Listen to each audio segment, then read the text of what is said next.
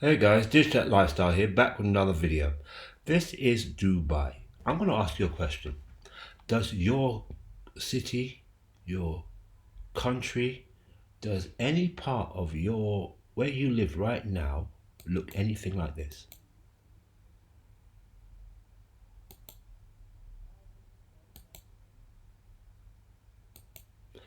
Why do I ask that question?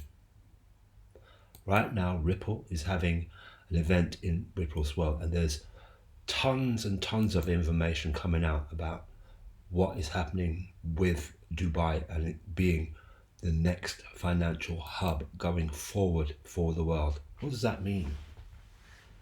It means that they're setting the trend for using digital assets while the rest of the world sits behind. Not necessarily the rest of the world, I'm going to say America has this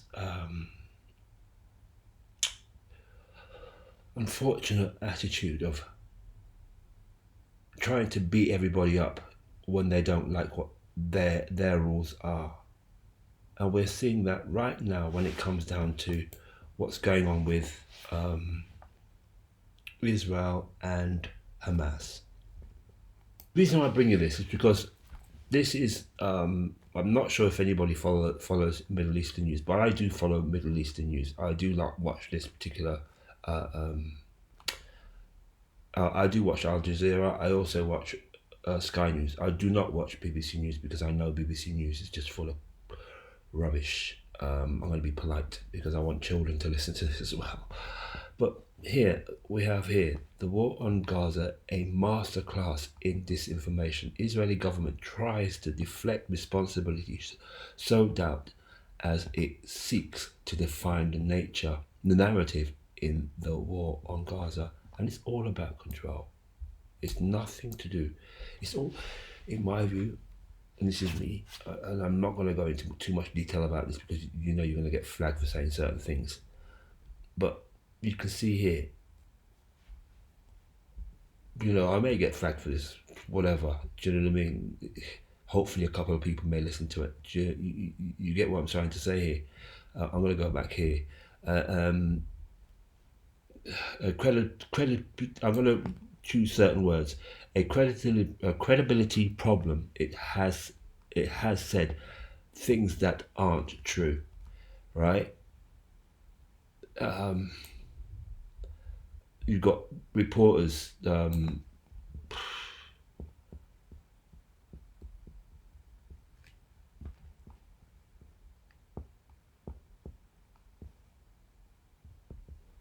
There you go.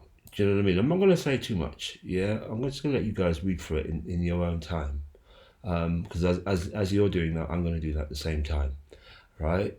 But what I want you to understand here is these things are not happening in a bubble. They're not just happening for any reason. This issue here has been going on for quite some time, but it's all to do with the new changes that are taking place. I'm gonna let you guys read that. We have to also, you know, think about the BRICS system. What's coming about with the BRICS? That's a very important part of all of this because you have Saudi Arabia, and there's so much coming out from Saudi Arabia, Dubai, and all that. When it comes down to the transformation of money, and the you got Africa in particular, you know, wanting to just get away from them all. You know, they're just, you know, get away from the French, get away from that control. And this is all in the same realm of the dollar trying to have its control over the rest of the world. And that's the honest truth. You know, and I think, honestly, thinking about that, I think they're slightly late to the table when it comes down to trying to control the digital asset space. That has already left the station. Gary Gensler tried as much as he could, and they gave him a mandate. They probably paid him to make sure that this asset class never works. But you're also seeing and hearing J.P. Morgan, BlackRock, Fidelities, IBM. all those companies now looking at this technology and wanting to leverage it for whatever reason. It's all about money at the end of the day, and bankers' wars, as I've said before. Most wars are bankers' wars. I don't really want to continue with this one because, like, it's kind of like, it's disturbing to think that the world is like this, but it is.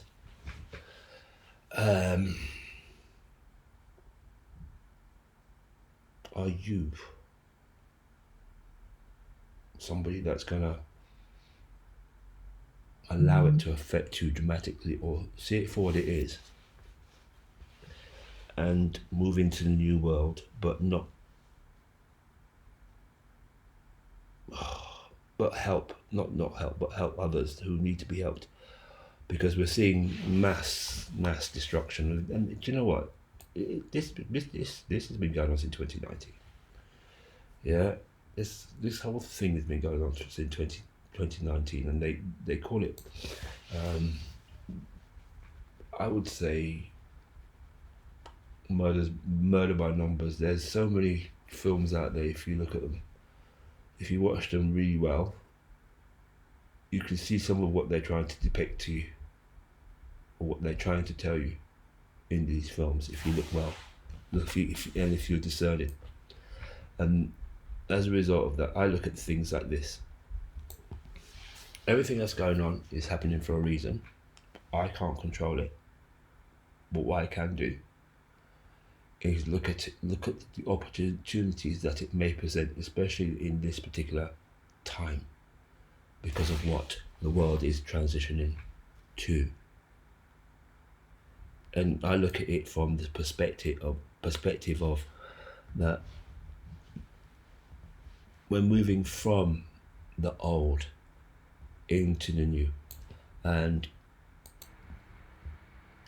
I'm pretty sure I've played this video to you guys before, but I think it's important to remember what are the principles of a changing world order, and Ray Dalio says it better than I would ever. So guys, take a listen to what he's saying. Yeah.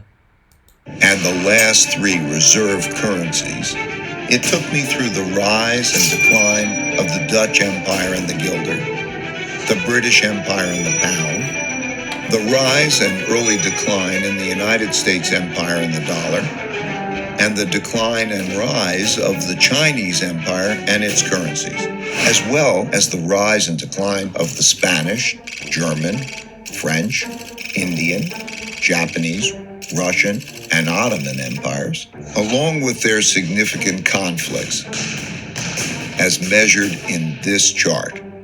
To understand China's patterns better, I also studied the rise and fall of Chinese dynasties and their monies back to the year 600. Because looking at all these measures at once can be confusing, I'll focus on the four most important ones: the Dutch, British, US, and Chinese. You'll quickly notice the pattern. Now let's simplify the form a bit. As you can see, they transpired in overlapping cycles that lasted about 250 years, with 10 to 20-year transition periods between them. Typically, these transitions have been periods of great conflict because leading powers don't decline without a fight. So how am I measuring an empire's power? In this study, I used 8 metrics. Each country's measure of total power is derived by averaging them together. They are education, inventiveness and technology development, competitiveness in global markets, economic output, share of world trade, military strength, the power of their financial center for capital markets, and the strength of their currency as a reserve currency. Because these powers are measurable, we can see how strong each country is now, was in the past, and whether they're rising or declining. By examining the sequences from many countries, we can see how a typical cycle transpires. And because the wiggles can be confusing, We can simplify it a bit to focus on the pattern of cause-effect relationships that drive the rise and decline of a typical empire. As you can see, better education typically leads to increased innovation and technology development, and with a lag, the establishment of the currency as a reserve currency. You can also see that these forces then declined in a similar order, reinforcing each other's decline. Let's now look at the typical sequence of events going on inside a country that produces these rises and declines.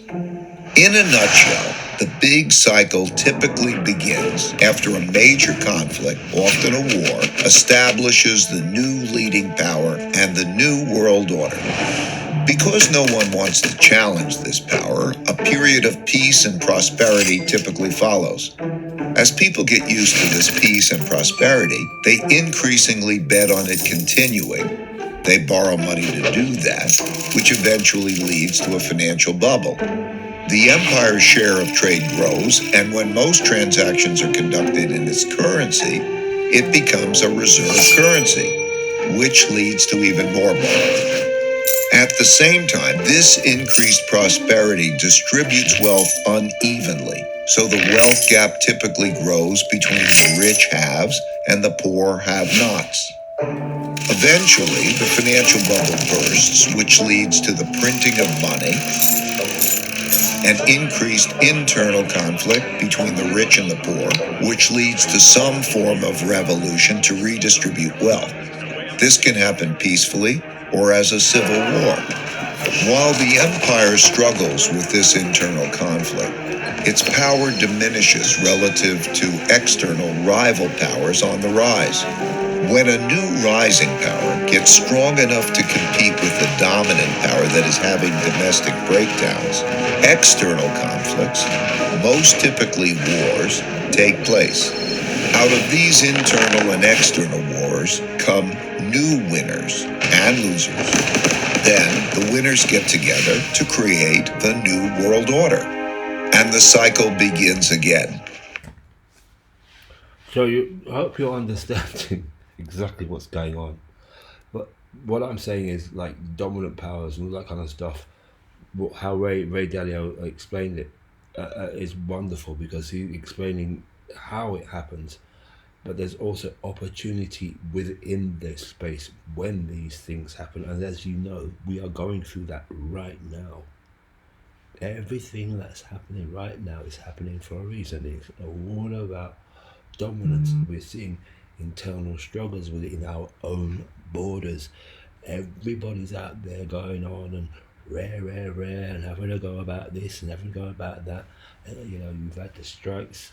You're having some resolve, but now you're having the conflicts are much more ratchet, much more harder conflicts, much more death taking place. And these things happen. It's unfortunate, it's not nice,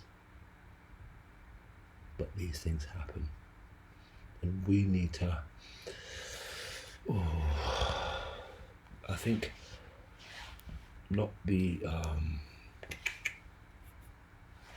too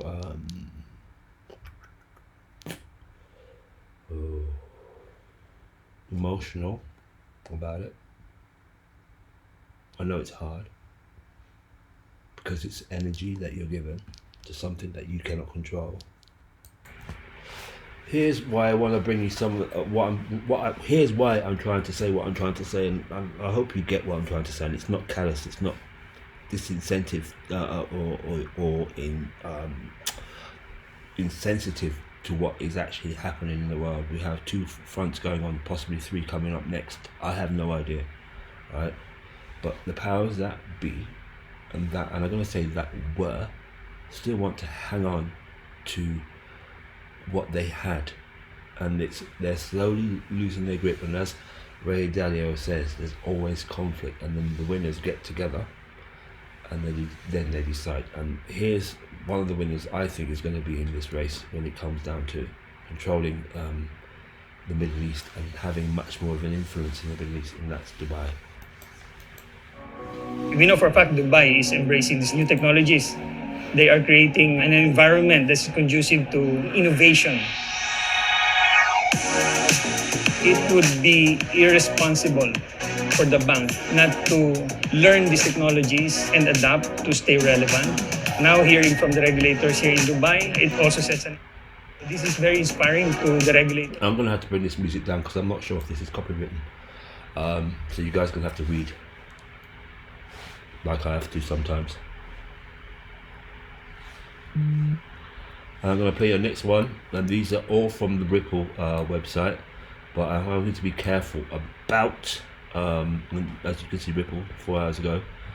I hope there's no music in this one.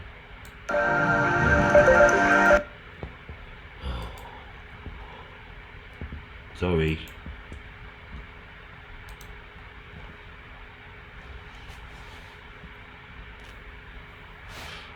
I might be able to turn that up. Let me pause it there for a second and turn the volume up. Sorry, I want to do this right. I'm not going to do it right. You're going to get what you get. This may be longer than what it is, but it's about the changing world and the changing world order, how it's moving forward with digital assets, and it's taking, I think, looking at it from a different perspective. It's taking it sector by sector, country by country, kingdom by kingdom, federation by federation, if you want to call it that. You could liken it to Star Wars, you could liken it to some movie that we're watching right now. We're watching it live, and I think a lot of the movies, and I've said this before, and I say, and I'm sure I said it in this video, some of the things that we see going on, it's like watching a movie, and it's like going through space and time, and you could liken it to Star Wars, or even oh god, that famous way, Kirk, what was it called, where people visited different planets and different kinds of people, Star Trek, Enterprise, some of those, and people use different currencies. Wow. In those movies, and they had the technologies, if you will, that we are using today. Not all of them, because they haven't been revealed yet, but I'm sure they're going to come. Transportation is like to be here, you know what I mean? Well, we're going to have self-driving cars at some point, you know, in the future, I'm sure. But I think what's happening is a lot of the destruction that is happening is for test beds of new cities, and how they're going to be rebuilt. Could you say this is a global plan? Question it. You know, you go do your own research. You know, go look up what's going on. Go. Don't just listen to me. You know, have an inquisitive mind. It's very important in this world. When you see what's taking place, when you see the coldness that some of these reporters have when they're reporting these stories, makes you wonder whether it's me being someone that looks at things in a way that others don't, or see things that are right in front of me, but look at it from a different perspective and think there are opportunities being created, and look and understand where Ray Dalio in particular, where he explains it best, the changing world order and how it comes about, and then what happens, and this is where I'm gonna say I'm fortuitous, is because of what is happening has presented an opportunity to invest in the new system that is before us, that is being really shoved down your face.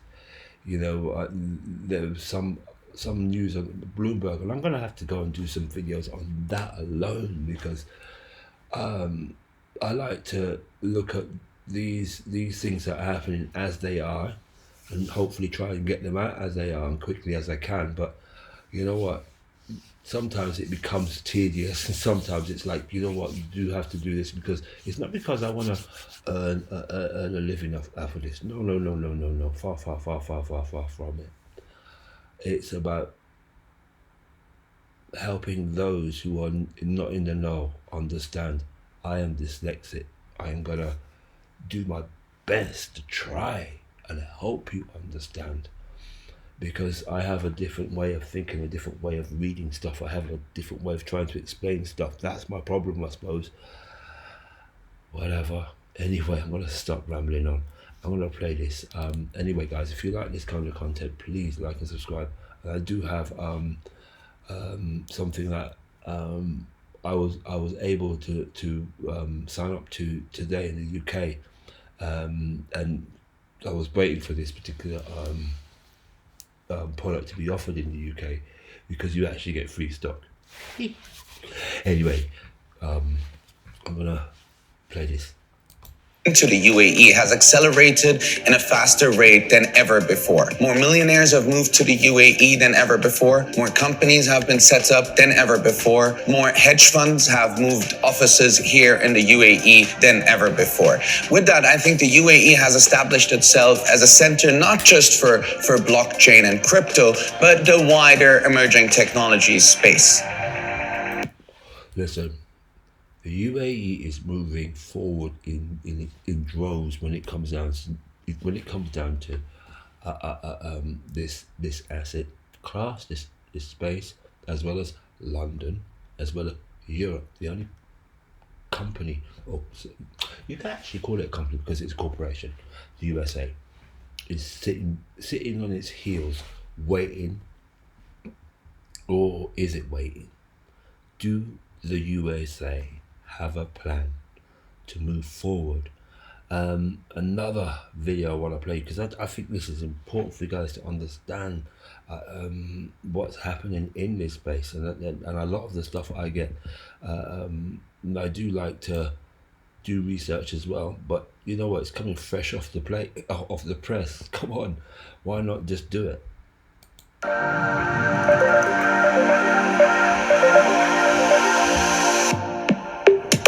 Capital inflow into the UAE has accelerated. Oh, sorry, I just played you that one. I'm going to go back. Oh, why did I do that?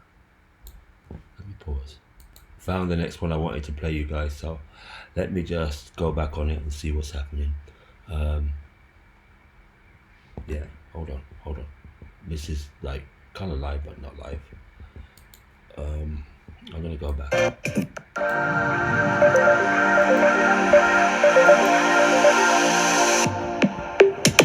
As a regulator, how do you think about the speculative nature of the technology? I actually think that the technology is playing out. It's something that we have to embrace and figure out a way how we can make sure there's regulatory capture for investor protections.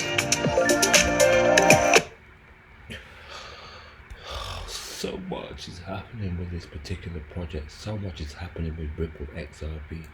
Do you know what? I do somehow, mate. Guys, girls, ladies, gentlemen, folks, you know it all goes down to one premise, which is the blockchain is the future, tokenization is the future. It's the question of how we get there and what speed we do there. There's been a lot of conversation about regulation and compliance, but equally and just as important, there's a lot of conversation about real world cases, about solving problems in today's world. And it's great to be here to be able to talk externally with other players about how we should all work together. Ripple at the moment, Swell are working with numerous banks. Ripple Swell has, at the moment, tons of banking institutions working with them and collaborating with them to make things better for the world. Yeah.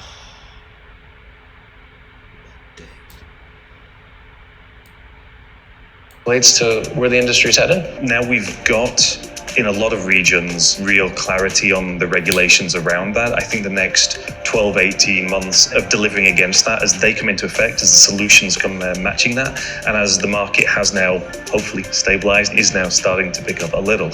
I think seeing how the start of this next cycle runs is going to be really interesting as a predictor for how quickly that moves. Listen, I don't know about you, right? But this makes me so much more bullish on the XRP token as a token. It's like 60 cents a token at the moment, 69, 68 cents a token. Let me go and have a look.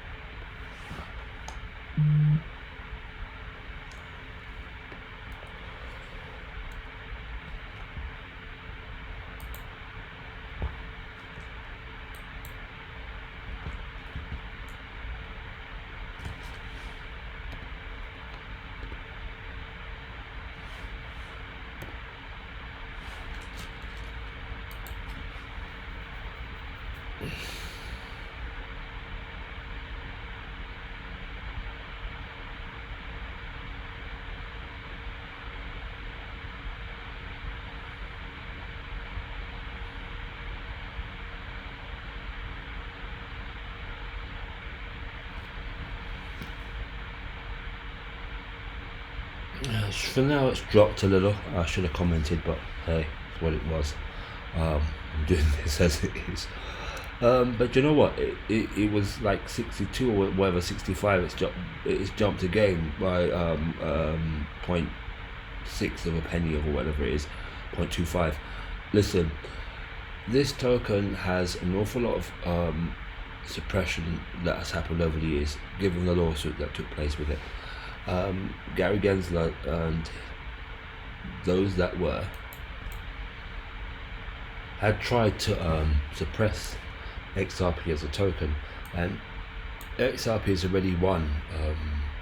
I think it's like 3 of the accusations against them, and there's now a prediction that they're going to win the next one. So, listen. There are massive things coming with the XRP token. It's been showcased again in Dubai with Ripple Swell. And you have to remember as well, Ripple Swell was in London as well. So they're doing the rounds within Europe, within the Asian and the African continent as well. And it's another place, video I need to, because you know what, there's been so much hit in my head when it comes to Ripple and its partnerships. It's now partnership with let me go find it. Hold on. Right, this is one of the pieces of news I wanted to play you. Sorry, I got a little bit distracted. My neighbour, they are making noise up there, and the kids are just banging about the place. And anyhow. Ripple Swell starts with a blast as Ripple payments now enabled between Africa, Australia and the UK. Now they're actually partnered with, they're proud to announce Ripple announced the partner at On Afrique will utilize Ripple payments, our crypto enabled payments technology to open up 3 payment corridors between Africa and the rest of the world. This actually opens up 27 corridors as I understand it. Let's have a look. Ripple payments, yep. Here we go. When it says yes. On Africa is utilizing Ripple payments. Ripple crypto is enabled payments technologies to open up 3 payment corridors, between Africa and the rest of the world. Customers of PayAngel in the UK, PYYPL,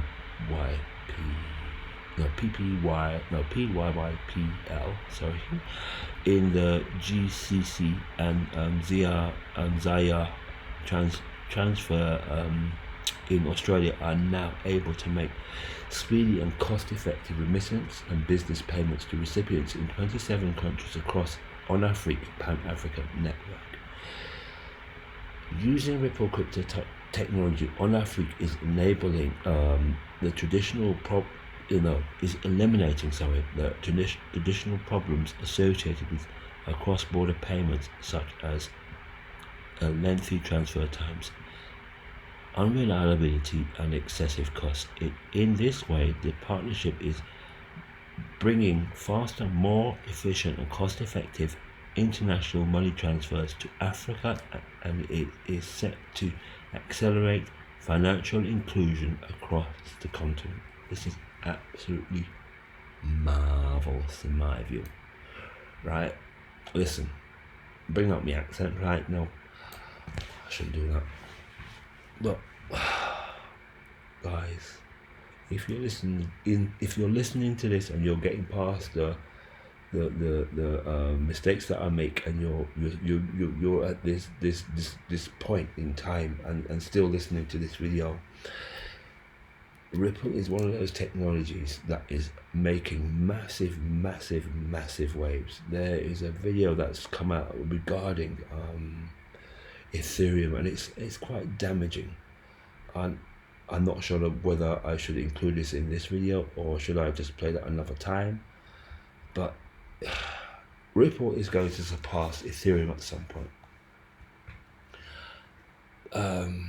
I think I will do a video on that one separately, because there are videos, and I do have to do my research, because I've heard it and I watched it and I'm thinking, no, I'm not going to listen to it.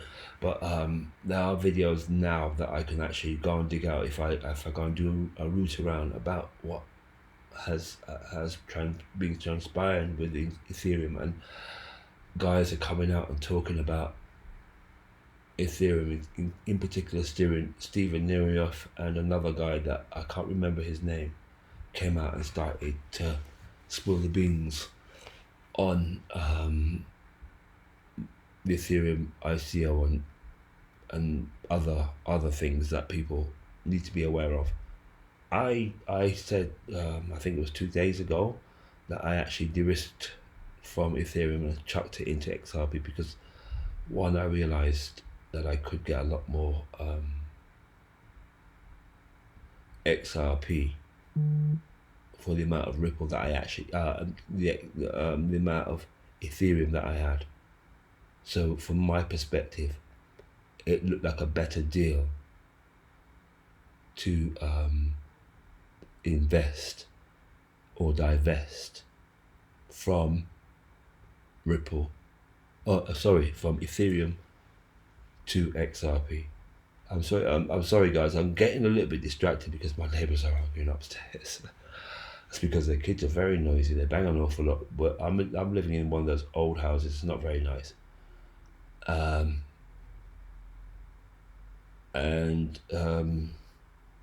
There are issues with sound, unfortunately, so bangs and all that kind of stuff are kind of like transmitted, so you may hear the voices, you may not. I can hear them. Anyway, I'm gonna end this now because like this distraction is getting on my tits. sorry kids. Guys, listen, like and subscribe if you like this kind of content. Also, think about your financial future. Don't leave it to chance right now. Don't sit on the fence when it comes down to what's happening. Don't listen to the various scams that people are going to put out right now, because you're going to hear an awful lot of them. You're going to get them coming in your face. You're going to get them all over the place. People are going to come after your wallets. You're going to get malicious emails. You're going to get all of that. You are going to get it. You're going to get phone calls galore. You're going to get, if you're on Telegram, you're going to get people contacting you there. If you're on Facebook, you're going to get people contacting you there. If you're on Twitter, you are going to get people contacting you there. It doesn't matter where you are. Twitter's a little bit less now than it was, but Facebook is definitely one for them. Telegram is definitely one for them. There are probably many other sites that, I suppose Instagram, and don't forget YouTube. Massive problem with YouTube when it comes down to scams, but there are legitimate businesses out there, and what I will say to you is this: make sure you do your own research. And I did promise you this. Yes, I'm going to show you the shares that you could actually get if you actually signed up to this company. Yes, and I will admit, an affiliate, and I was waiting for this thing to come out for so long because like it was restricted in the UK, and now it's been unleashed. So hey, what does that tell you? Hold on, let me go find it. Now here is Webull. I will put a link in the description. You will help me out if you do get involved. But it is a trading, investing platform, market hub, and support promotion. And they do offer bonuses for people who join up under each other. So if you want to promote it yourself, as well, if you're in the UK, you can do so. The fact that it's now been allowed to be in the UK, and you get free stocks as a result of depositing. It doesn't matter how much money you deposit. You can deposit $1 or a pound or £2 or whatever it is. You need to go through sort of verification, but it's not heavy. If you're unemployed, fine, fair enough. You just say you are and admit. But there is a way around by you just clicking or everything that comes along, and maybe you get your funding from investment, or you get it from inheritance. And you know what? People do get that. So do you know what I mean? If you're looking to, and especially if in the UK, you're allowed to invest up to, or you're allowed to have at least 16,000 in investment. So that's not a barrier for somebody who's unemployed to have up to $16,000 in investments. That would probably work out to like 12,000 or whatever it is pounds. I'm not gonna go through all of it, but it may be something that you might consider. It's free stock. As I understand it, they offer Apple, Google, Tesla. Gosh, I forget the last one. There's like 4 free stocks that you can collect. Guys, anyway, Digital Lifestyle out. Like and subscribe. Take care of yourself. This was probably a long one, but it's well worth doing from my perspective. Hope you found it informative. And don't miss out on this opportunity. I will put a link in the description. Take care. Later.